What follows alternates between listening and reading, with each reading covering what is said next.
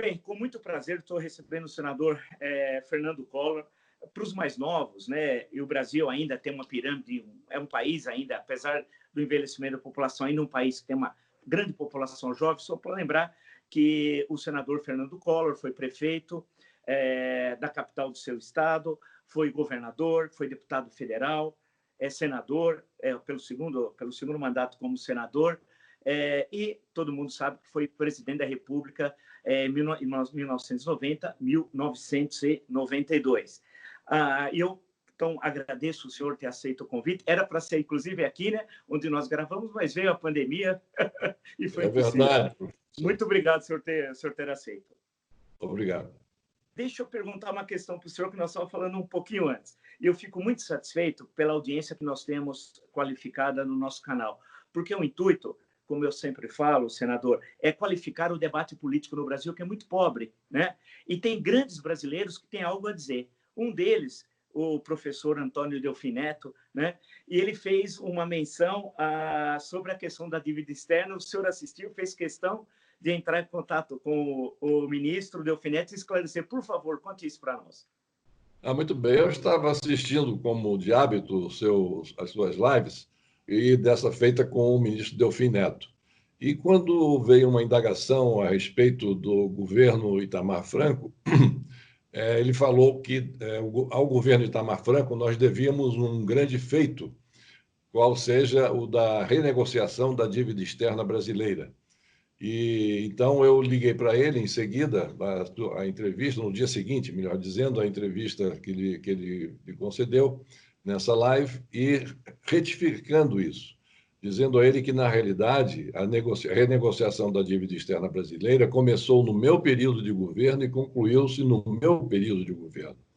O primeiro negociador da dívida externa foi o embaixador Jório Dauster, que fez um trabalho incansável, extraordinário trabalho que ele realizou. Depois ele teve que deixar, por força da questão da carreira diplomática dele, e eu, então, chamei o doutor Pedro Malan, que depois veio a ser ministro, e, enfim, e que trabalhou na nossa equipe econômica. Foi encarregado, então, Pedro Malan, de concluir a renegociação da dívida externa, o que foi feito com muito êxito, graças à participação final que teve na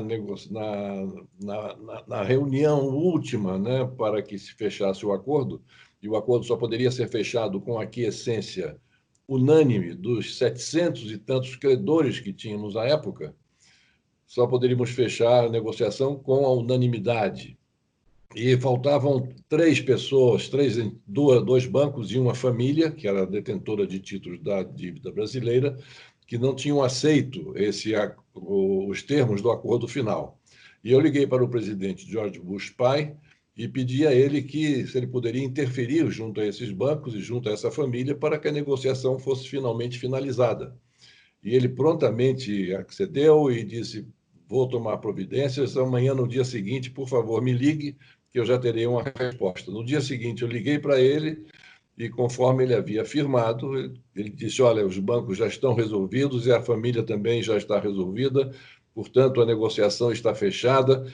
Vamos combinar o seguinte: não avise nada, por enquanto, aí, nem ao seu ministro da Fazenda. Vamos combinar uma data. Eu vou combinar com o Brady, que era o secretário dele de Estado, e eu vou combinar com ele uma data para anunciarmos simultaneamente em Washington e aí em Brasília. E assim foi feito. E foi uma tarefa ingente, porque renegociar uma dívida naquele montante, com o tamanho e o número de credores que nós tínhamos, como disse, mais de 700 credores, foi um trabalho e uma tessitura muito complicada. E graças, como também já me referi, ao trabalho excepcional realizado pelo embaixador Jório Dauster e pelo doutor Pedro Malan. Perfeito. Só lembrar também que o embaixador Jório Dauster é um grande tradutor também, né? Ele Sim. traduziu Selinger no Brasil, acho que é o apanhador do campo de centeias, a primeira tradução é a tradução dele, né? Perfeitamente. Deixa eu perguntar para o senhor o seguinte: eu escrevi um livro sobre o governo do senhor, que é o Collor Presidente, 30 meses de turbulência, reformas, intrigas e corrupção. E entrevistei quase todos os ministros, quase todos, dos seus 2 gabinetes, vamos chamar assim, né? Dos seus 2 momentos de governo. Conversei longamente com o senhor também em Brasília, agradeço, inclusive, a gentileza do senhor ter me recebido, e li de alguns arquivos pessoais que algumas pessoas foram de uma gentileza, eu sempre devo muito ao Dr. Lafayette Coutinho, a gentileza que ele teve de me atender inúmeras vezes, inclusive de dúvidas que eu tinha, que eu ligava para a casa dele para esclarecer algum fato, e além dos documentos que ele me emprestou, foi assim muito gentil. E da equipe econômica, eu posso dizer que eu tive algumas aulas, verdadeiras aulas, que foram 4 ou 5 encontros com Antônio Candia, Eduardo Teixeira, Ibrahim Eres, foi falando com todos, por e-mail com a senhora Zélia Cardoso de Mello e tal, mas especialmente esses 3, e o Candir e o Eduardo Teixeira, que tiveram mais paciência de me explicar as questões teóricas do Plano Collor. E antes de eu fazer história, eu fiz economia, mas não acabei. E aí o senhor deu uma declaração recente, que eu estava acompanhando, dizendo o seguinte, olha, mais ou menos assim, eu peço perdão por ter, a 15 de março de 1990, eu vou usar a expressão popular, que não é confisco, mas a expressão popular ficou confisco das cadeias de poupança e das contas correntes, etc. O senhor, eu queria que o senhor pudesse explicar para nós o que é isso para o público mais jovem, e o porquê o senhor pediu desculpas. Havia alguma outra alternativa naquela conjuntura? Não.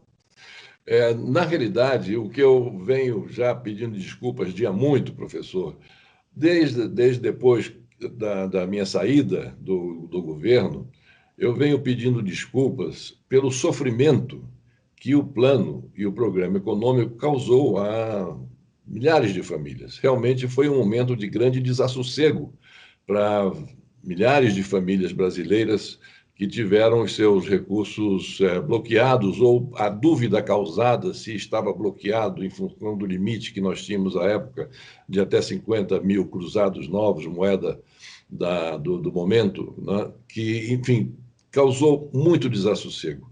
Então, por isso eu vinha pedindo desculpas, porque era um sofrimento ao qual eu também me associava, porque, de qualquer maneira, havia sido eu o autor e o responsável pelo programa econômico. Mas, mais recentemente, pelo meu ingresso nas redes sociais, que foi uma grande surpresa para mim, no momento dessa quarentena, quando me dediquei e venho me dedicando mais a uma interação nas redes sociais com milhares de pessoas, eu notei que, em primeiro lugar, que havia uma grande curiosidade pelas perguntas que me faziam sobre essa questão do que eles chamam do confisco da poupança. E eu sempre explicando, olha, não foi somente a poupança que foi bloqueada, foram todos os ativos da economia, todos, inclusive na conta corrente. Foi uma coisa muito maior do que a poupança. Então, começava a explicar. E notei muitas reclamações, não, porque o meu avô, porque o meu pai perdeu, e eu sempre dizendo, olha, mas o dinheiro foi devolvido. Todos os recursos foram devolvidos em 18 parcelas mensais, a última delas paga em agosto de 1992. Então, se houve alguma coisa que ainda não recebeu, deve ter havido algum problema naquele momento, naquela época. E aproveitei, sim, aí um outro episódio. Aí procurei fazer um levantamento do perfil das pessoas que estavam comigo interagindo pela mídia social, pelo Twitter. E fiquei surpreso, porque a média de idade daqueles que estavam seguindo e tratando comigo no Twitter pertenciam a uma faixa etária de 25 a 35 anos. Portanto, é uma faixa etária que não acompanhou o meu governo. Muitos deles não eram sequer nascidos quando eu terminei o governo. Não é porque eu assumi há 30 anos atrás. Então, se a faixa hoje de idade com a qual eu estou me relacionando majoritariamente é nesse intervalo, então a preocupação minha era de mostrar a eles o que realmente tinha acontecido. E dizendo a eles, voltando à sua pergunta específica, se havia alguma outra possibilidade que não aquela para nós resolvermos o problema da inflação, que era de 80% ao mês, eu diria não havia. E isso também eu explico nas diversas conversas que eu mantenho. Eu diria o seguinte, que eu sempre digo que naquele momento, dos 5 principais candidatos, na cabeça das equipes dos 5 principais candidatos que estavam tratando do seu programa econômico, passava esse mesmo tipo de atuação.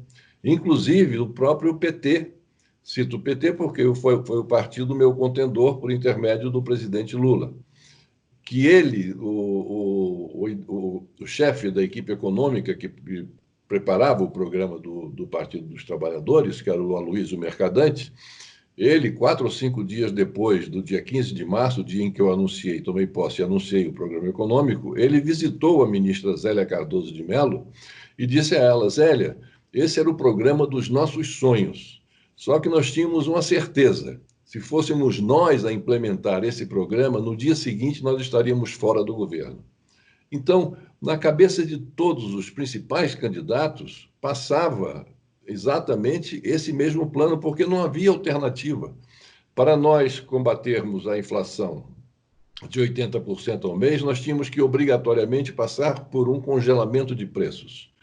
Para passar por um congelamento de preços, nós tínhamos que segurar, reduzir, bloquear a enorme quantidade de dinheiro e de recursos que circulavam na economia, porque com a inflação, como nós sabemos, nesse patamar, a Casa da Moeda funcionava continuamente para fazer com que houvesse dinheiro em circulação.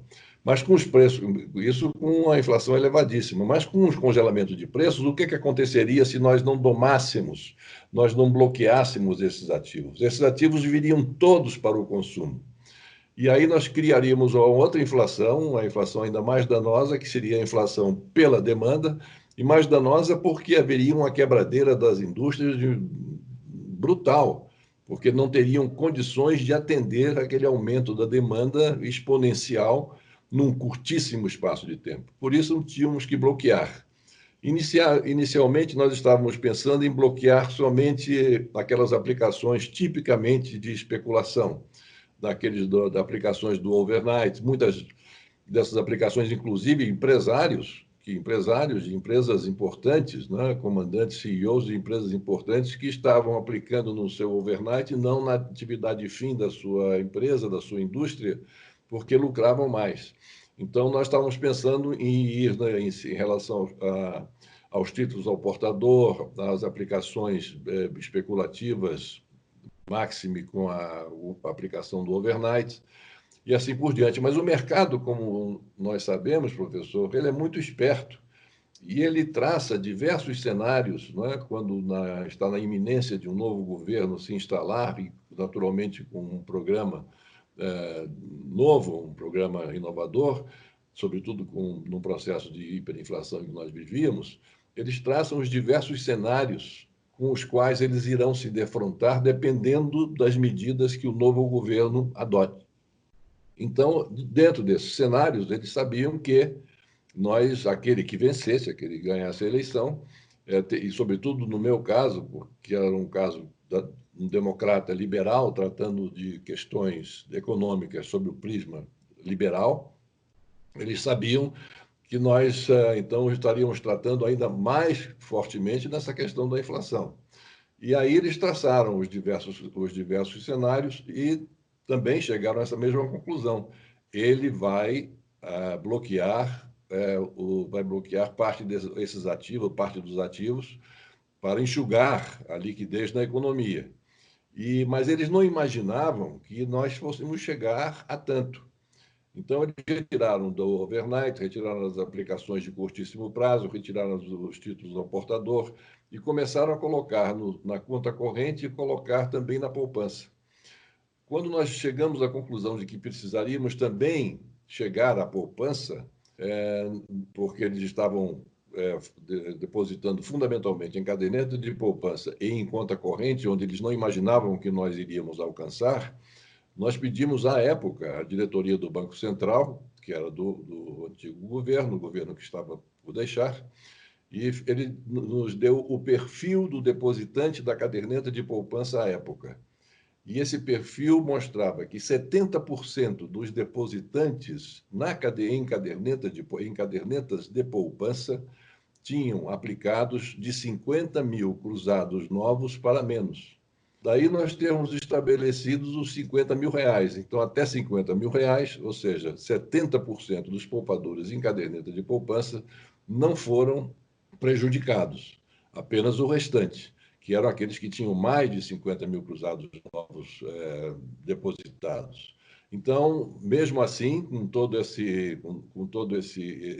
montante enorme de recursos que nós bloqueamos, nós dissemos que iríamos, e o mercado não acreditou, que nós iríamos devolvê-lo, né, em 18 parcelas, remunerando essa restituição com juros maiores do que aqueles que remuneravam a caderneta de poupança, em 18 parcelas, como já disse, a última delas tendo sido paga em 1992. Mas realmente não havia outra possibilidade de nós enfrentarmos o problema da hiperinflação à época, se não fosse por intermédio das medidas que nós adotamos, que causou muito sofrimento, e em função desse sofrimento é que me penitencio diante daqueles que passaram por essas agruras. Ainda ficando na questão histórica, e justamente com base no que o senhor disse, muitas das pessoas não viveram, né, ou eram crianças, tal, não acompanharam o momento histórico que o senhor foi presidente do Brasil entre 1990 e 1992. Né? E o senhor fez uma referência indireta ao processo eleitoral de 1989. Eu vou confessar uma coisa aqui. Há cerca de 3 horas atrás veio um e-mail para mim de um ex-orientando meu, quando trabalhei, fiquei tantos anos na Universidade Federal de São Carlos, e ele estava querendo tecer comparações entre o senhor, a sua eleição e a sua gestão com a eleição e a gestão do Bolsonaro. E eu me permito dizer aqui, porque não há... Eu falei, não, você está enganada. Eu falei, o processo eleitoral de 1989 não tem nada a ver com 2018, e o governo, sem entrar nos méritos se foi bom ou mal, não é essa questão, do governo do então presidente Fernando Collor, não tem nada a ver em termos de proposta econômica com o que nós estamos assistindo. Então, só para recordar, o senhor enfrentou em 1989, bem, Lula, Brizola, Ulisses Guimarães, Aureliano Chaves, Mário Covas, Roberto Freire, Fernando Gabeira, eu devo ter esquecido alguns outros nomes relevantes. Né? Portanto, foi um processo eleitoral que nós não tínhamos há 29 anos. E foi até então a eleição com o maior número de candidatos, 22. Então, portanto, me parece, eu queria que o senhor tecesse depois considerações sobre os dois processos eleitorais, esse de 18 e o de 1989, para depois entrar na questão do governo. Eu queria discutir plataforma. Como é que o senhor compara os dois momentos históricos? Bom, em relação ao processo de 1989, professor, ele é incomparável por um detalhe fundamental, que foi uma eleição solteira. Em Também. 1989, houve somente eleição para presidente da República. Não é?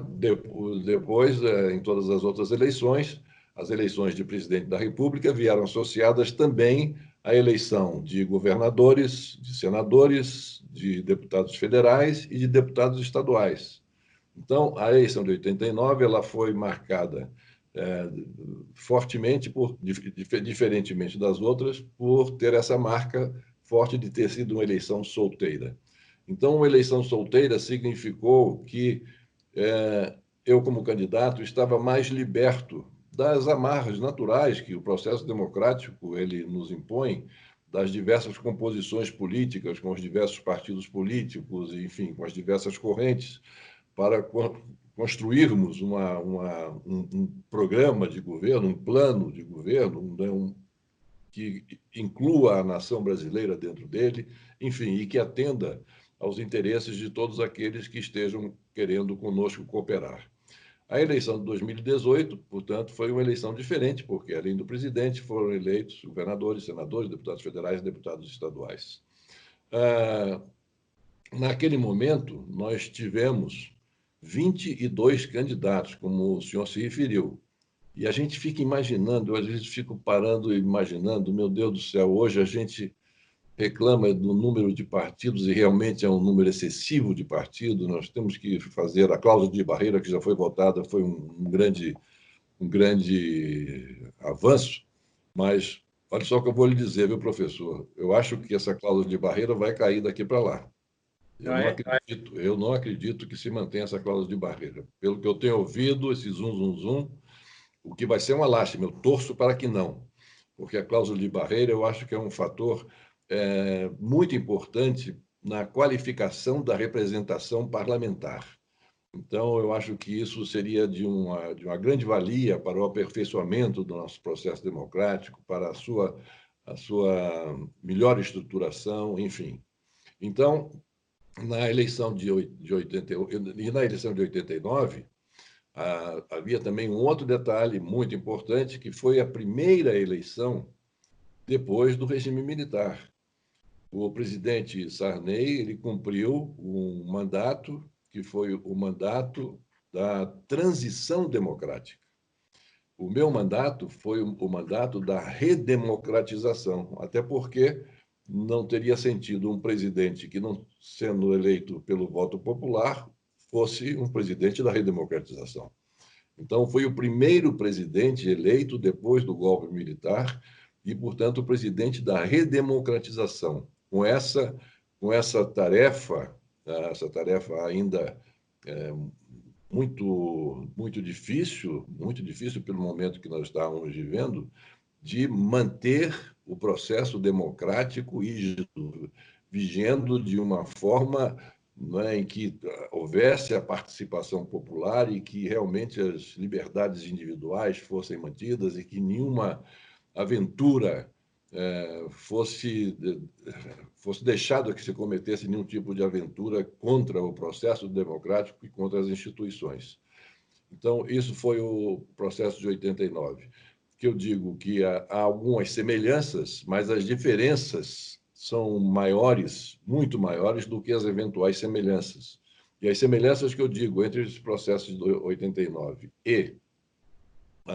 já que eu me referi às diferenças, e a de 2018, é que as semelhanças são de que eu era um candidato que não se acreditava na vitória, né, até 6 meses antes, 4, 5 meses antes, não se acreditava que eu pudesse ganhar a eleição. Naquela ocasião, se dizia quem vai ser o eleito, o Lula ou o Brizola, não é?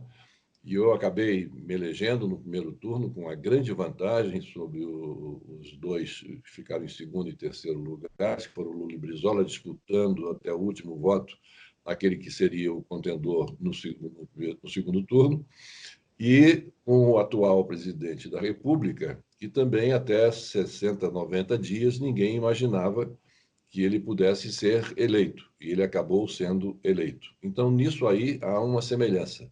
Mas a semelhança para por aí, professor, porque realmente as diferenças em termos de exercício do poder, em termos de exercício do mandato, em termos de programa de governo, programa em que o país entenda que tem um começo, um meio e um fim, o respeito às instituições, o respeito à democracia, a absoluta subordinação aos ditames constitucionais. Em relação a isso, a diferença é abissal.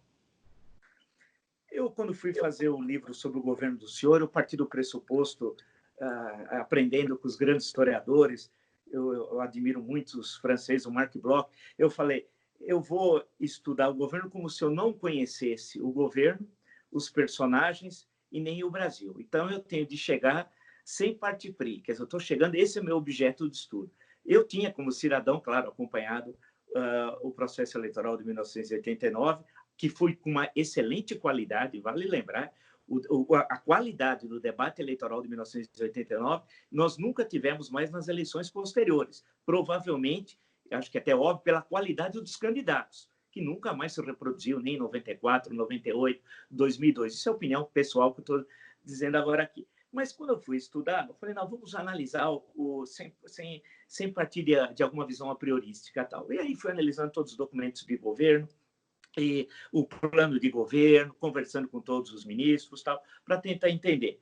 E o curioso é que o plano Collor 1, que ficou conhecido como plano Collor 1, né, acabou já no último trimestre já de 1990, já tinha, popularmente, vamos dizer, está fazendo água e tal. Aí veio, em janeiro do ano seguinte, o chamado plano Collor 2, e depois, em maio, a mudança no Ministério da Economia, né, com o Marcílio Marques Moreira. O que chama atenção, minha questão é a seguinte, eu estou fazendo só essa introdução histórica, evidentemente o senhor sabe tudo isso, mas é para quem nos acompanha, né? Porque eles têm de situar isso. Até maio de 1992, a impressão que dá, vivia-se uma inflação muito grande, uma situação complicada econômica que o Brasil vivia, essa questão da renegociação da dívida criava problemas para os créditos, era uma coisa complicada, que vinha do governo Sarney, né?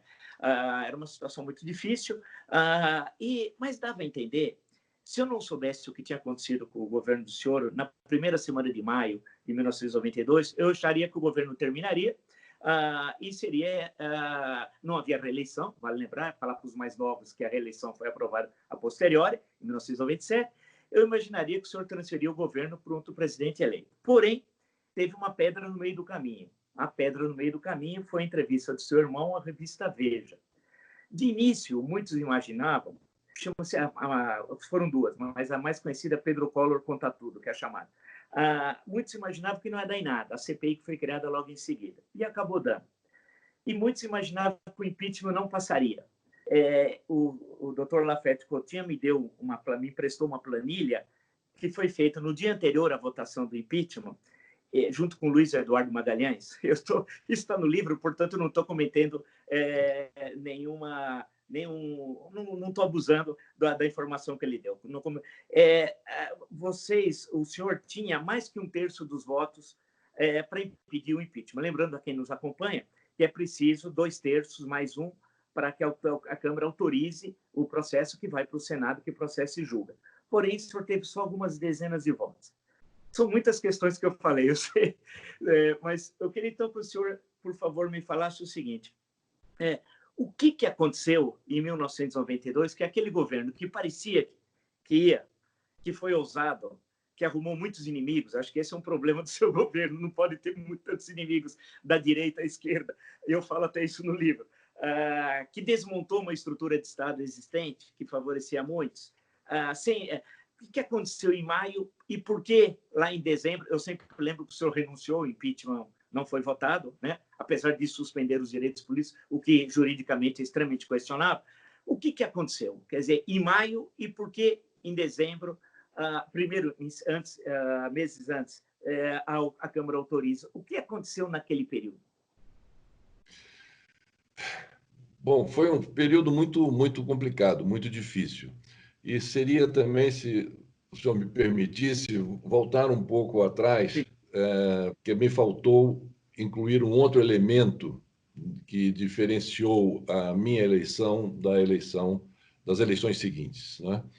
É que quando eu tomei posse diante de um Congresso que havia sido eleito em 1986. Cujo mandato terminou em fevereiro de 1991, com a eleição, com os deputados e senadores que foram empossados depois da eleição realizada em outubro de 1990, 7 meses, portanto, depois de eu ter iniciado o meu período de governo.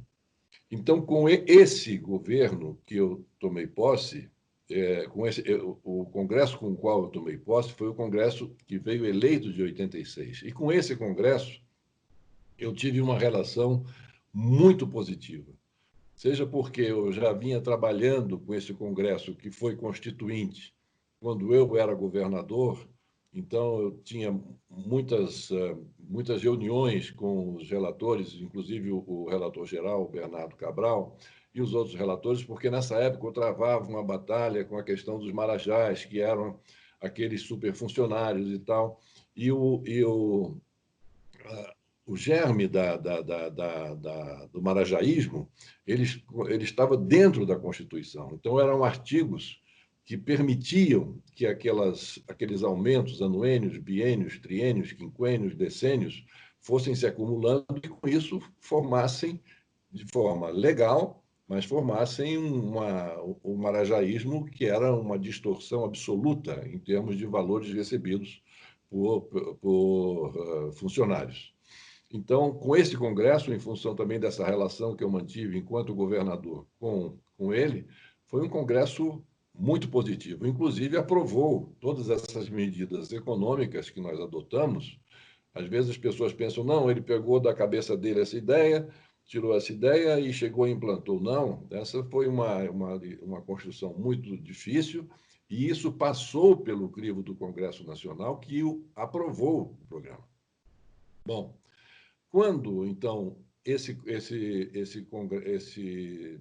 a Câmara e o Senado são renovados em outubro de 1990 e toma posse em fevereiro de 91, esses deputados e senadores eleitos, eles já vieram carregando o desgaste natural do governo que se instalara 7 meses antes, seja em função do programa econômico, seja em função dos interesses contrariados. A elite brasileira teve seus interesses fortemente contrariados em função da quebra da reserva de mercados, enfim, aí a questão da indústria automobilística, a indústria petroquímica, a indústria do cimento, a indústria da informática, enfim, isso gerou uma insatisfação muito grande no meio da elite brasileira. Então, veio carregando isso também. Então, foi um congresso com o qual comecei a ter dificuldades. E aí eu cometi um grande erro, que não foi ter dado logo de início, logo a partir, ou mesmo antes da posse desses novos deputados e senadores que assumiram em fevereiro de 91, conversações e entendimentos para que nós pudéssemos formar um governo, pudéssemos nos entender em torno de um programa de ação e de governo em que eles pudessem compartilhar conosco e assumir conosco essa responsabilidade. Mas eu não dei essa atenção devida, eu não dei na intensidade devida a essa atenção. E com isso eu fui me distanciando desse Congresso, fui me distanciando da necessidade de se construir uma base sólida, não somente para a aprovação de projetos, mas uma base sólida que gerasse uma solidariedade dos representantes do Senado, no Senado e na Câmara dos Deputados com a pessoa do presidente. Então, esse foi um grande erro e foi decisivo para a questão do meu processo de impeachment. Nós tínhamos uma noção muito clara de que o impeachment não passaria, porque o levantamento que nós tínhamos, né, apesar das dificuldades do nosso relacionamento, mas um terço do Congresso nós tínhamos, o que era muito pouco, mas era o suficiente para impedir que um impeachment prosperasse. Mas acontece que aquilo foi tomando uma proporção tamanha e ganhando as ruas, não é? E naquele momento em que eu pedi para que todos saíssem às ruas de verde e amarelo e tal, para mostrar onde estava a verdadeira maioria, as pessoas saíram de preto e ali eu cheguei à conclusão de que o meu governo tinha encerrado, tinha acabado, não havia mais saída, não teria mais condições de permanecer na presidência da República, porque não haveria clima para isso. Então, fundamentalmente, o que aconteceu foi esse falta de atenção devida e de consideração absolutamente necessária que o presidente da República tem que ter com o Congresso Nacional, sabendo que um Congresso Nacional, todos que ali estão ali representando o povo, são representantes do povo, chegaram ali pelo voto popular. Do mesmo modo que qualquer um, não há muito uma distinção, no meu entender, entre A, B ou C, há uma diferença em termos da qualificação da representação parlamentar. E é por isso que eu me referi à questão da cláusula de barreira e até do parlamentarismo, que eu sou parlamentarista, como uma forma de nós modernizarmos o sistema político brasileiro e sairmos desse presidencialismo anacrônico que nós estamos vivendo e vivenciando. Então, foi em função disso que tudo aconteceu, em função dessa pouca atenção que foi dada ao Congresso Nacional e que me levou ao afastamento da presidência em setembro de 1992. Eu vou passar por umas questões contemporâneas daqui a pouquinho, senador, mas como a história do Brasil é muito pouco conhecida, eu estou aproveitando essa oportunidade para que certas questões do seu governo a gente possa conversar, dialogar, né? O senhor citou agora a questão do parlamentarismo. No livro até eu trato disso, até tem uma frase engraçada do Delfim Neto sobre esse momento. na imprensa da época. O senador José Richa, no Senado, né, pelo Paraná, senador pelo Paraná, ele encaminha lá uma proposta de parlamentarismo que contava com o apoio do então senador Fernando Henrique Cardoso. Tal. E numa primeira votação, chegou até a ser aprovado. A segunda votação acabou sendo derrotado. O ministro da Justiça do senhor, na época, era o Jarbas Passarinho, né? Conhecido, acho que os mais jovens não conhecem, mas ele foi ministro do Trabalho do Costa Silva, ministro da Educação do governo Médici, governador do Pará, várias vezes senador, etc. Escritor também, até li um livro dele chamado Terra Encharcada, um romance. Bem, sobre a Amazônia, a questão se coloca o seguinte: por que o senhor, naquele momento, não apoiou o parlamentarismo, quando o senhor era o presidente do Brasil? Apoiei fortemente, professor, fortemente, Sim. fortemente. O parlamentarismo, quando nas disposições transitórias colocaram enfim, o artigo prevendo para outubro 93. de 93, a votação de presidencialismo, parlamentarismo, monarquia, república, aquela coisa toda, nós trabalhamos arduamente para que isso pudesse chegar a bom termo. Nós tínhamos algumas dificuldades, porque o ministro Passarinho, ele era o meu ministro da Justiça, como se lembra. E o ministro Passarinho, ele era presidencialista. Até pela formação militar dele, ele era presidencialista. E eu o convenci a ser parlamentarista. E ele, a muito custo, porque ele era uma pessoa extremamente inteligente, embasada, era um misto de intelectual, enfim, ele era uma pessoa muito preparada, e ele acabou chegando à conclusão de que realmente o parlamentarismo era o ideal. E havia reuniões de grupos de congressistas, com o nosso grupo no Executivo, que o Passarinho, como era o coordenador político do governo, ele que estava tomando também a frente pelo Executivo nas tratativas de como se fazer para que o parlamentarismo viesse a ser aprovado, reuniões diversas, com o Fernando Henrique Cardoso, na época deputado, meu Deus, foi ministro da Defesa, Nelson Jobim, participando ativamente também disso, o José Richa também participando ativamente disso, enfim, e deputados, era um grupo pequeno, José Serra participava desse processo também. Então, era um grupo pequeno, né, mas coeso, todos trabalhando. E chegaram à conclusão do seguinte: olha, a única possibilidade que nós temos, além desse trabalho que estamos realizando de convencimento, de falar com as nossas bancadas e tal, falarmos com a mídia, com os formadores de opinião e dizer que esse é um processo que está um projeto que está em gestação, com possibilidade de vitória, mas eles consideravam como uma condição sine qua non a participação do presidente da República nesse processo, no que eu concordava, porque eu seria uma figura insuspeita como presidente da República, exercendo a presidência da República, né, como eu estava exercendo, e dizer: olha, pessoal, eu sou o presidente dentro desse sistema presidencialista, mas quero dizer a vocês que o discurso seria esse, que o presidencialismo, esse presidencialismo que nós estamos vivendo, é a carroça do sistema político brasileiro. Do mesmo modo que os nossos carros eram carroças e hoje já não são mais,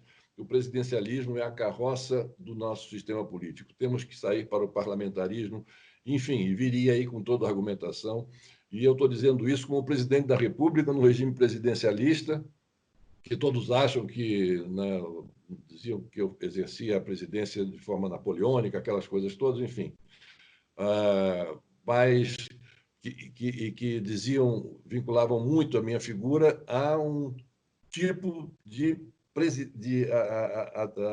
total adesão ao sistema presidencialista. Mas, no fundo, era parlamentarista e esse era o discurso que nós iríamos fazer. E eu acredito firmemente, se eu não tivesse saído da presidência da República, eu não digo que o parlamentarismo ganharia, mas a diferença seria muito próxima. O parlamentarismo ficaria muito próximo de, num futuro não muito distante, poder ser reconsiderada essa possibilidade de nós mudarmos o sistema de governo. Então, isso aí e tem inclusive o testemunho que eu pediria do próprio desses próprios que eu já citei, porque, inclusive, participamos de algumas reuniões com a minha presença.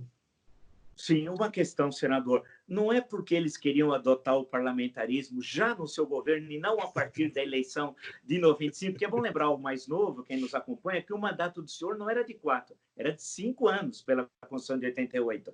E era proibida a reeleição. Depois que houve a emenda constitucional que diminuiu o mandato para 4 e em 97 permitiu a reeleição, porque o seu mandato era originalmente de 5 anos, tal qual dispõe a Constituição de 88. E o que se falava que eles queriam já começar o parlamentarismo no seu governo. O senhor, portanto, só seria chefe de governo, só seria chefe de Estado e não chefe de governo, é isso? Isso aí foi uma questão que foi me trazida. Eu estou sorrindo, lembrando-me do fato que ocorreu, que eu vou relatar. Mas, antes disso, eu queria também dizer que o meu mandato foi um mandato diferente, porque eu não teria os meus 4 anos. O meu mandato era de 4 anos. Eu fui eleito em 1980, tomei posse em 1990, então os 4 anos terminariam em 94, em março de 94. E o meu mandato, ele está exclusivamente o meu mandato, ele terminaria no dia 31 de janeiro. No dia 1º de janeiro, estaria passando a faixa para outro presidente. Ou seja, na realidade, o meu mandato duraria 3 anos e 9 meses. 3 anos e 9 meses. Isso porque, na Constituinte, foi a ideia de um deputado, uma ideia que não foi muito boa, até porque não é uma data, não é uma data, vamos dizer assim, ideal para que um presidente tome posse, porque é um momento em que um presidente toma posse, um momento em que os presidentes de outros países vêm, visitam, e no dia 1º, dia universal da paz, né? O primeiro dia do ano. Então, é muito difícil a gente contar com chefes de Estado e chefes de governo de países importantes numa posse. Então, por isso que as nossas posses de 1º de janeiro são posses têm tão poucos representantes, né, de países amigos. Então, o meu mandato seria de 3 anos e 9 meses e não de 4 anos. E não de 4 anos. Ele seria de 5 anos, mas a Constituição mudou, ficou em 4 anos, e no meu, para ajustar a data que foi votada na Constituinte, de finalizar no dia 1º de janeiro, ficaria com 3 anos e 9 meses. E aí o motivo da minha lembrança, e sorrindo, é que num determinado momento das nossas conversas sobre parlamentarismos, vem o ministro Passarinho e diz o seguinte: presidente, eu tenho uma coisa muito séria para lhe dizer. Eu disse: pois não, ministro, o que é?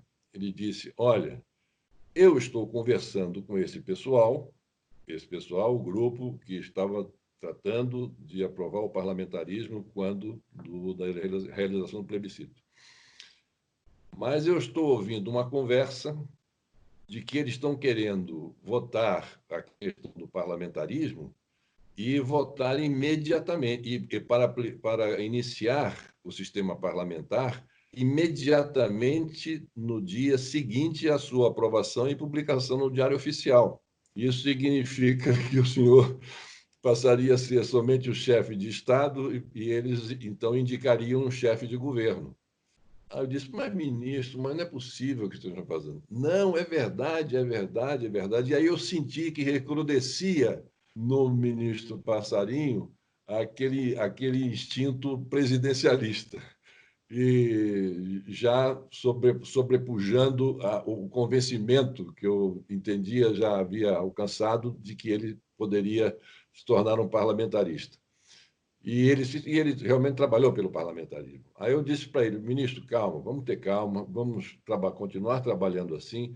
E isso é muito da fofoca, do disse-me-disse. É claro que também eles estão pensando nisso, eles têm as suas razões. Nessa época, o governo também já estava muito desgastado. Talvez essa pudesse ser uma fórmula que eles estivessem emulando para que houvesse uma transição sem que houvesse uma crise institucional maior, enfim. Mas vamos continuar trabalhando. Então, eu estava sorrindo porque eu me lembrava da expressão do ministro Passarinho quando veio contar a mim, com muito espanto e com muita indignação, de que eles estavam realmente tramando isso de fazer com que, aprovado o parlamentarismo, fosse tomada a providência para que ele se iniciasse imediatamente após a sua aprovação. E acabou não sendo aprovado, né? E acabou não sendo aprovado. Bom, aí eu fui afastado em setembro Sim. de 92, logo depois veio o parlamentarismo, mas aí já com um presidencialismo, o presidente Itamar Franco no exercício do seu mandato, e um período muito conturbado, porque aquele período da fase de afastamento de um presidente, e foi empossado o vice-presidente com uma nova circunstância política envolvendo, enfim, tudo isso, e não sendo o presidente da República na época, o Itamar Franco, adepto do parlamentarismo. Então, Perfeito. isso foi crucial, a ser verdade aquilo que nós pensávamos atrás, de que a participação do presidente da República no exercício do seu mandato, defendendo o parlamentarismo, fosse um ponto de fundamental importância para o convencimento da população de que o parlamentarismo seria o melhor sistema de governo a ser adotado no Brasil. Deixa eu perguntar ainda sobre o período presidencial do senhor. Eu acompanhava, e depois estudando o seu governo, que o senhor gostava muito de ser presidente. O poder seduz, quer dizer, aquilo que um pessoal diz, um presidente nunca vai abrir uma porta, vai ter sempre alguém para abrir a porta para ele. Toda aquela estrutura da presidência da República, todo aquele poder, o poder seduz, o senhor foi seduzido pelo poder? Seduz absolutamente, né? E, sobretudo, nas condições nas quais eu fui eleito, ou pelas quais eu fui eleito, porque eu fui eleito presidente aos 40 anos de idade, até hoje o mais jovem presidente do Brasil e até eu ter deixado o mais jovem presidente das Américas. Hoje já deve ter algum presidente eleito com menos de 40 anos de idade, não sei. Mas, enfim, então, aos 40 anos de idade, chegar à presidência da República, saindo de um estado pequeno, mas um estado combativo, um estado honrado, como é o estado de Alagoas, mas com um eleitorado muito pequeno, de uma região que sofre preconceito do restante do Brasil, como é a região nordestina, de forma injusta. E chegando ali na arena política nacional, disputando as eleições com figuras eméritas da política nacional, todos eles com extrema qualificação e uma, uma extensa, uma extensa lista de realizações e de trabalhos em favor do Brasil. E aí aqueles nomes que o senhor já citou, como de Ulisses, do Leonel Brizola, do Lula, enfim, do Mário Covas, enfim, e de outros também, né? Então, e disputar com essas pessoas parecia uma ousadia inaudita, algo que não, isso aí não pode acontecer, isso aí jamais ocorrerá, haverá essa possibilidade, ocorrerá esse fato de um candidato vir de onde veio e chegar à presidência da República na primeira eleição direta para presidente da República, e depois nós temos passado por dois eventos muito importantes de mobilização nacional, que foi a eleição a votação das diretas, o processo das eleições de pró-diretas, e depois da Constituição. E O nesses senhor dois grandes votou eventos, contra a emenda das diretas. Por que o senhor votou contra? eu votei a favor. Ah, o Eu senhor votei votou a a favor? favor Ah, não, desculpe, o senhor votou no Paulo Maluf no colégio eleitoral, né? no colégio eleitoral. Sim, Votei a perfeito. favor das diretas Perfeito, a favor, tem razão. Eu que me equivoquei. no colégio eleitoral não votei em Paulo Maluf.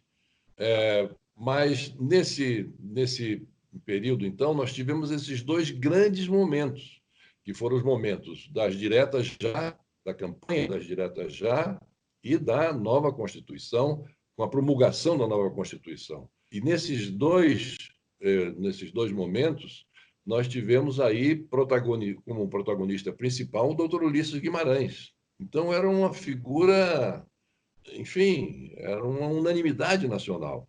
E a gente viu no final, na eleição presidencial, ele ficou, acho que em quinto lugar ou sexto lugar, não me lembro bem, mas, ou seja, teve uma votação que ele não estava à altura do mérito dele e daquilo que ele realmente mereceria ter, né? Mas ninguém acreditava. Então, eu chego à presidência da República vitorioso, diante de todos aqueles grandes nomes, com um grupo de jovens idealistas que me cercavam. Eu percebi que não tinha quadros suficientes para formar um governo com a qualidade que eu queria, porque tinha acabado de fundar um partido, o PRN, Partido da Reconstrução Nacional, pelo qual eu me lancei candidato, quando eu dissenti era do PMDB e dissenti do doutor Ulisses, porque o doutor Ulisses estava numa linha de aproximação com o governo federal e eu era oposição ao governo federal. E dessa dissensão, né, nasceu um grupo, e esse grupo, coordenado pelo Mário Covas, que formou o chamado MUP, e que daí derivou para o PSDB. E eu, enfim, o PSDB também esse grupo, MUP, ainda não PSDB, o MUP muito sem decisão, porque nós queríamos que o Mário Covas se anunciasse como pré-candidato à presidência da República, porque a gente tem que ter uma figura central que gere uma expectativa de poder para, em torno dessa expectativa de poder, se juntar pessoas, se juntar ideias, se juntar projetos, né? Não, isso aqui tem possibilidade de ter expectativa de poder, então vamos nos juntar aqui, porque sem expectativa do poder, não há fator gregário maior do que a expectativa de poder. Então, sem isso, nada feito. Então, ficou muito nebuloso o Covas dizendo que não, eu primeiro quero ser candidato ao governo do Estado, depois para ser presidente, eu não estou ainda preparado. E a gente dizia, bom, mas você está sendo solicitado por todos para ser o candidato a presidente da República. Você não pode chegar e dizer não. Você diga, então, que bom, fica muito lisonjeado com o fato de estarem pedindo para que você seja candidato a presidente da República, que se sente lisonjeado, honrado, que vai levar isso em consideração. Aí você faz você faz a sua explicação em relação à sua candidatura ao governo. Embora eu gostaria muito, antes de ser presidente, de ser governador de São Paulo, que é o meu estado, e tal, assim assado, mas, diante das circunstâncias, eu tenho que considerar a possibilidade de ser candidato a presidente. Mas, enfim, nada disso foi feito, e eu fiquei numa situação muito difícil como governador de Alagoas, porque oposição ao governo federal, e naquela época os estados dependiam muito mais do que hoje do governo federal e apertado de todas as formas pelo governo federal. De outro lado, sem um grupo político que pudesse me defender, porque estavam preocupados em formar uma outra agremiação partidária que foi o PSDB. Enfim, então eu disse, bom, eu tenho que criar um caminho próprio. Aí fundei um partido e do momento em que criei o partido, já com a questão da possível candidatura à presidência em gestação, me lancei candidato a presidente por esse partido, pelo qual eu acabei, então, me elegendo.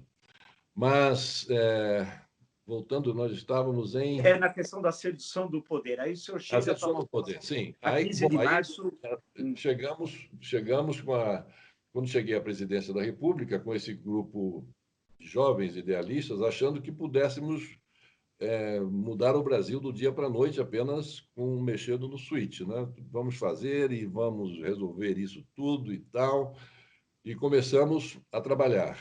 Verificamos que não tínhamos quadros suficientes, né, com a qualidade suficiente, na quantidade que nós queríamos para levar o projeto nosso adiante. Projeto esse de governo que nós já havíamos entregue ao TSE 6 meses antes da eleição. O nosso programa de governo de 1989, a nossa agenda inaugurada em 1990, ela está registrada nos anais do TSE desde 6 meses antes da eleição de novembro de 1989.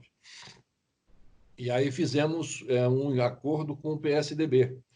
O presidente do PSDB à época era o doutor Franco Montoro. Ele era o presidente do PSDB. e nós tivemos 4 encontros, eu e ele.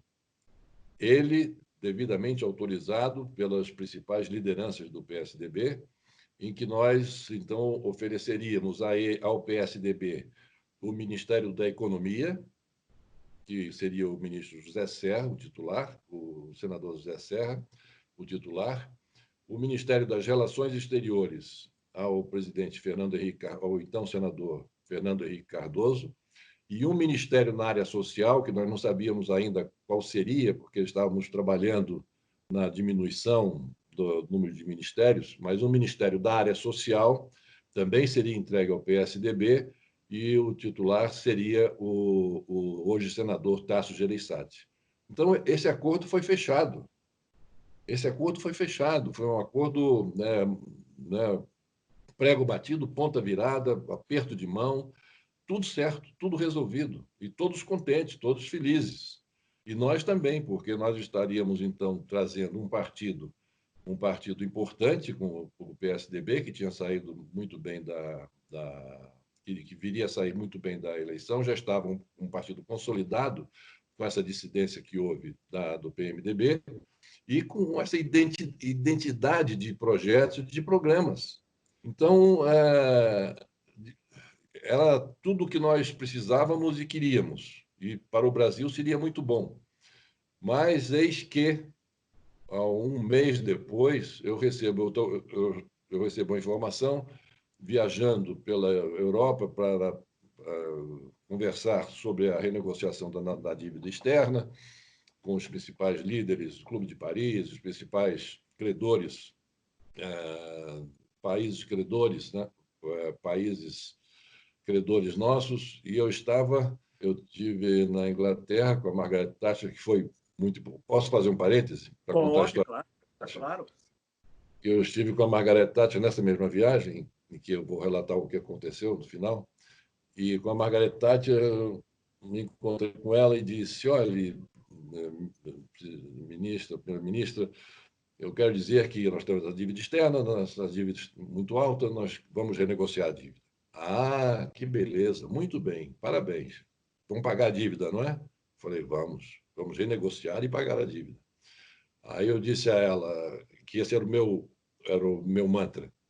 Mas nós precisaríamos de facilitar um pouco esse pagamento e nós gostaríamos de reduzir essa dívida em 30%. Já conseguimos um sinal verde do presidente norte-americano para nós reduzirmos o montante da dívida em 30%, e ela olhando, tomando chá no 10 Downing Street. E ela tomando chá, nós tomando chá numa sala, não foi nem no gabinete dela, numa sala. Uma coisa bem inglesa. E aí ela disse, espera aí, parece que eu não entendi. O senhor, vamos ver se eu entendi, se eu estou entendendo exatamente o que eu quis dizer. O senhor deve 100 e quer pagar 70. Eu falei, exatamente isso. Ela disse, não, não conte com o meu apoio. Se o senhor deve 100, o senhor tem que pagar 100. Se quiser discutir questão de juros, de prazo, o senhor conte com o meu apoio. Mas devendo 100, querendo pagar 70, infelizmente, não conte comigo. E aí eu saí de lá muito desestimulado, mas afinal o plano Brady, com o presidente George Bush, acabou assumindo esses 30% e a renegociação da dívida foi feita com a redução de 30%. Mas aí, quando eu cheguei em Roma, nessa mesma viagem, quando eu chego em Roma, eu recebo um telefonema. Estou na Embaixada do Brasil, saindo para Belíssima embaixada, por sinal, né? A belíssima embaixada mais bonita de Roma. Dora Pamphili, sem dúvida, é uma Isso. beleza, é extraordinário, é uma beleza. E eu estava lá, saindo para um outro encontro, quando aí recebo um telefonema do Brasil, e aí dizendo, olha, o Mário Covas acaba de dar uma declaração dizendo que não aceita não aceita essa composição do PSDB com o novo governo. Se isso acontecer, ele sai do partido e o partido explode, implode, e assim assado e tal, acha que é um absurdo, que isso é um adesismo, e papapá, e aquela conversa. Eu falei, meu Deus do céu, mas Foi o Franco Montoro que fechou em nome deles todos. E passado esse tempo, quase um mês, agora que eles vêm dizer uma coisa dessa, não é possível, mas foi o que aconteceu. Mário Covas impediu que esse acordo fosse feito, e aí é que o pessoal fala, mas e a Zélia? A Zélia Cardoso de Mello, ela seria a secretária de Planejamento. Ela não seria ministra da Fazenda, seria secretária de Planejamento. E o grupo, esse grupo, toda essa equipe econômica, ela toda tinha uma ligação muito próxima com Serra. E indicaram, foram eles que disseram, dentro dos nomes que estavam cotados à época, cogitados à época, o nome do Serra foi o que teve a adesão unânime. Né? Então, ela seria secretária de Planejamento com o Serra, ministro da Fazenda. Quando houve esse desenlace do nosso acordo com o PSDB, então nós já estávamos muito próximos da posse. E aí não tínhamos mais a quem buscar. Então, juntamos todos, vários ministérios, criamos o Ministério da Economia e deixamos sob o comando da ministra Zélia Cardoso de Mello. E foi assim que ela se tornou ministra da Economia. Mas ela, a bem da verdade, nunca pleiteou e nunca quis ser ministra da Fazenda, nem muito menos da Economia. Ela queria a Secretaria de Planejamento, que é onde ela disse que poderia servir melhor ao Brasil. Deixa eu dar um grande salto, senador, e chegar ao presente. Nós estamos vivendo uma crise complexa, provavelmente a mais complexa da história do Brasil republicano, que é uma crise sanitária, uma crise econômica, deveremos ter a pior recessão da história do Brasil republicano e um conflito político institucional muito grave. O senhor, com a experiência que já teve, passando por prefeitura, governo de estado, senador, deputado federal, presidente da República, como é que o senhor analisa esse momento presente? Com muita preocupação, professor. Eu também concordo que até onde a minha memória alcança, eu não encontro paralelo com a crise com que nós estamos vivenciando nos dias de hoje. Crise política, porque nós estamos aí nos debruçando para entrarmos numa seara extremamente perigosa, que é a seara do fascismo. Essa é a palavra que eu encontro para traduzir o sentimento que eu estou tendo de tudo aquilo que eu estou vendo ocorrer. Eu não sei se o presidente da República ele tem esse alcance, até porque, além da falta de aptidão, ele também não tem. Enfim, não é culpa dele. Não, ele não amealhou um certo conhecimento para que eu diga que ele está fazendo isso, né, obedecendo às diretrizes desse fato, mas da busca de um regime fascista. Mas o método que ele vem implementando, que eu acho que é mais por intuição, por voluntarismo, não sei, mas é mais por uma intuição, o método que ele vem utilizando é um método que nos conduz a essa conclusão. A essa conclusão. Ele está desbastando as nossas instituições, o desrespeito absoluto às instituições, esse conflito institucional que ele estabelece com o Poder Judiciário, não tem outro nome, é um conflito, sim, institucional, é um poder executivo e com um problema causado por ele contra o Poder Judiciário. Quer dizer, o cruzar de braços dele diante dessas manifestações e dessas aglomerações e que se pede tudo aquilo que significa um não à democracia, o fato dele ficar silente diante disso tudo, de numa reunião ministerial, ele presidir uma reunião presidencial com com as expressões que foram utilizadas, e ao ele utilizar essas expressões e deixar de exercer a presidência da República, comandando aquela reunião, e reduzir isso à figura, à pessoa jurídica dele, porque o que se tratou naquela reunião foi somente de questões pessoais dele, e nada referente a essa pandemia que nós estamos vivendo, que nos acomete agora e que nos traz todo esse sofrimento. Naquela época, naquele momento, 4 ou 5 mil pessoas já tendo morrido, e nós todos consternados ainda hoje, o senhor, eu aqui, pensando sempre em enviar condolências às famílias enlutadas pela perda de seus entes queridos. E naquele momento, 3 minutos foram dedicados a se falar do Covid, que foi foram as palavras ditas pelo então ministro, que passou brevíssimo tempo, um médico emérito, Nelson Teich, né? Teich.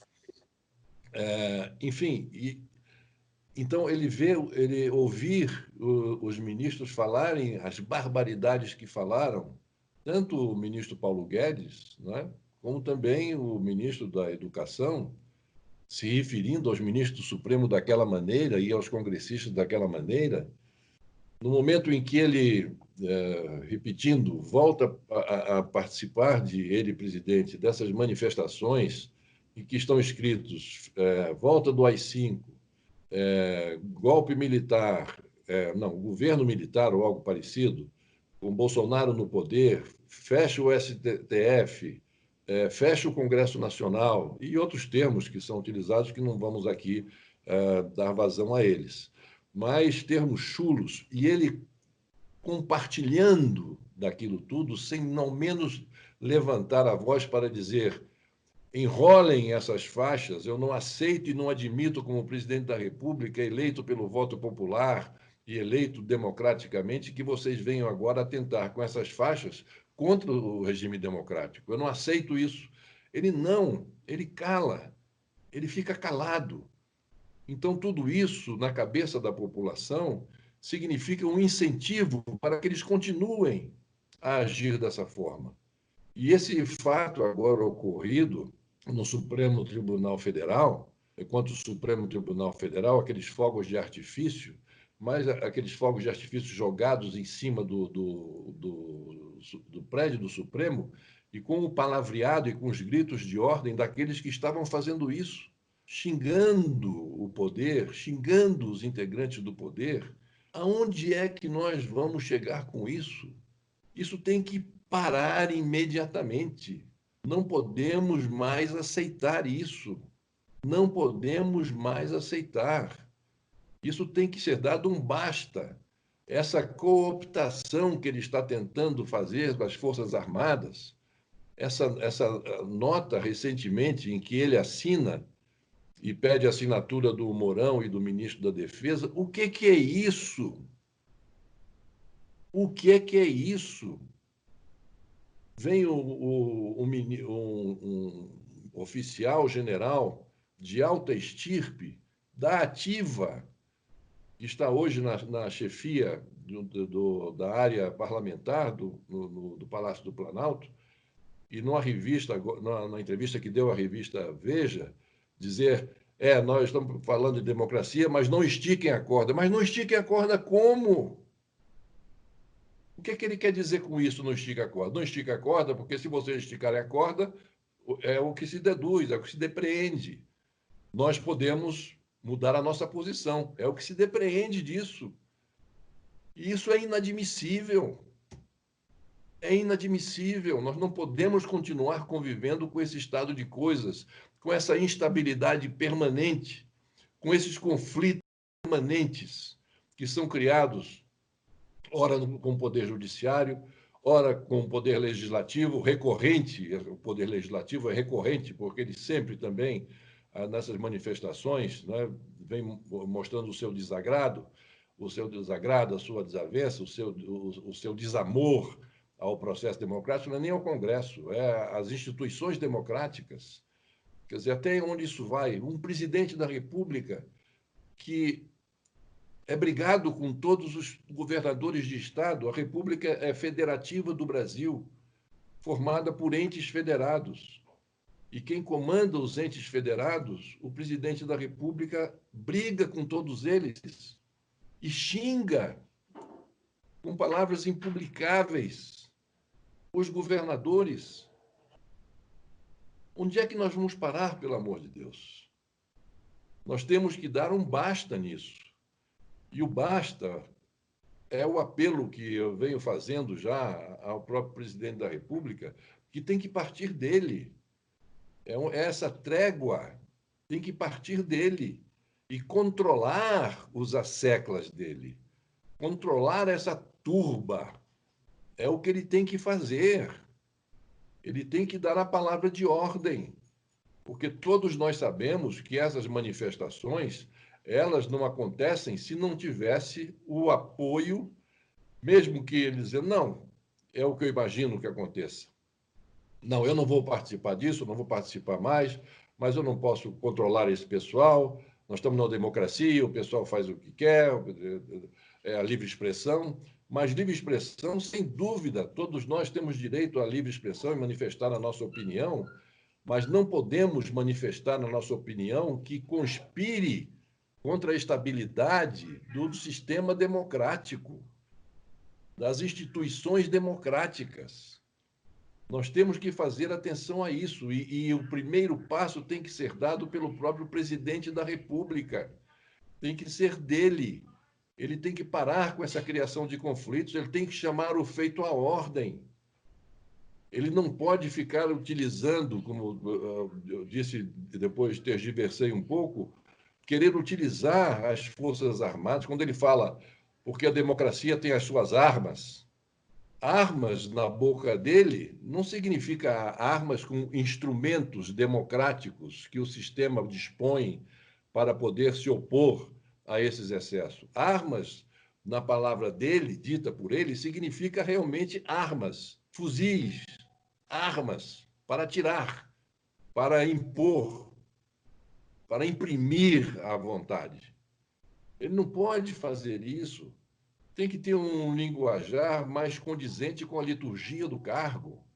Enfim, olha, são tantas coisas, professor, que eu fico abismado de ver o que nos espera no dia seguinte.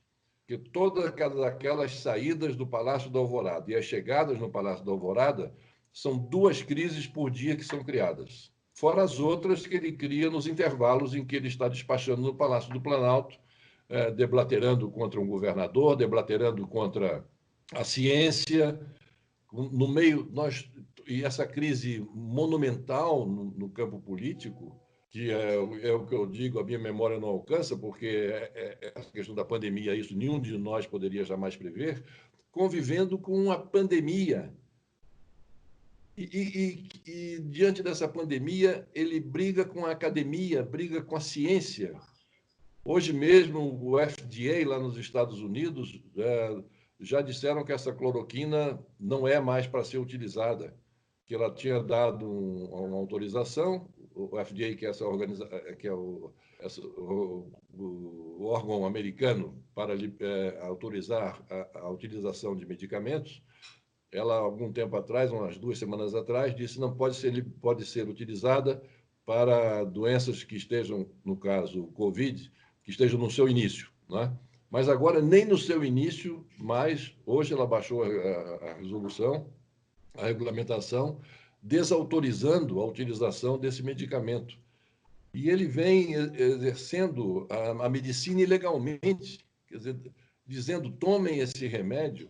Tem casos que eu conheço pessoalmente de pessoas que compraram esse medicamento, essa hidroxicloroquina, um pagou R$100 por uma caixa, um outro relato pagou R$400 por uma caixa, e outro relato pagou R$800 por uma caixa.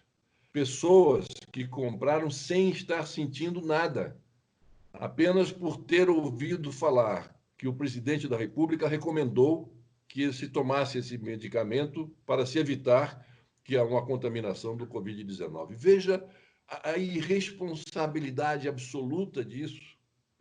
enquanto todo mundo trabalhando na questão do isolamento social, com a responsabilidade que tem em função de seguir a regulamentação, as decisões da Organização Mundial da Saúde, que, aliás, vem claudicando em alguns instantes, mas, enfim, é a Organização Mundial da Saúde, e os professores eméritos em infectologia, epidemiologia, todos vêm dizendo que a mesma coisa, é um inimigo, o Covid, que não há vacina, não há medicamento. A única se nós temos algo recomendável é o distanciamento social para evitar a propagação. Isso que nós estamos ouvindo há 90 dias, há exatos 90 dias. E até hoje, aqui no Brasil, não houve essa união que é fundamental para o enfrentamento desse grande inimigo que nós temos hoje, que é essa pandemia. Não há essa união, porque o presidente faz uma coisa. Aqui em Brasília, ele sai para as aglomerações sem a máscara e vai para a aglomeração. Em Brasília, tem uma lei que obriga a todos usarem a máscara e a não participarem de aglomeração. Inclusive, o ministro da Educação, esse ínclito ministro da Educação, ele foi multado em R$ 2.000 porque participou ontem de uma manifestação dizendo... Ele agora é o alfangatê do movimento bolsonarista, né? E dizendo que eu já falei que eles todos são os vagabundos, que eu já disse o que eu faria com eles, numa manifestação em que ele se introduziu lá, sem a máscara e sem nada, com os seus simpatizantes. Enfim, é uma balbúrdia, é um governo descoordenado, é um governo que é o descaso com os direitos humanos, é o descaso com o meio ambiente, é um enfraquecimento político, é um conflito institucional, é uma descoordenação de governo. E onde isso vai parar, meu Deus?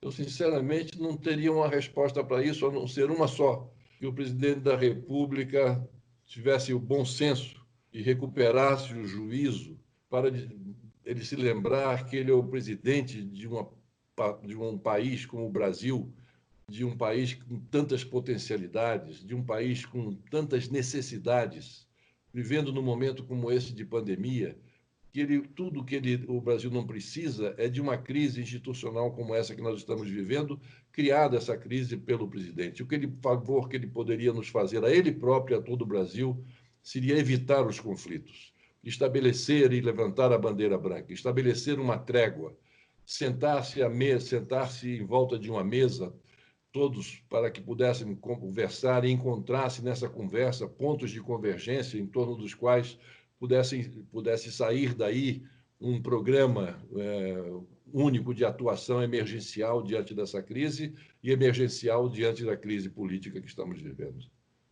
Enfim. Agradeço muito essa entrevista com o senhor, com o senador Fernando Collor de Mello. Nós demos um voo histórico, acho que foi importante, especialmente para os mais novos, que não conhecem a história recente política do Brasil. Acho que foi muito importante trocar ideias com o senhor, voltarmos à década de 80, depois o processo eleitoral de 1989, o seu governo entre 1990 e 1992, até chegarmos às questões contemporâneas. Então, eu agradeço muito o senhor, a sua disposição, a sua vontade de dialogar, e vamos ver se o nosso país encontra rapidamente uma saída, né? Que acho que é o desejo de todos, né, senador? É verdade, professor. Eu que agradeço a oportunidade que o senhor me dá de poder participar dessa live, de podermos conversar sobre assuntos tão importantes para o nosso presente e para o futuro do país, aguardando revê-lo muito em breve. Muito obrigado, professor. Obrigado. Um abraço para o senhor. Um abraço.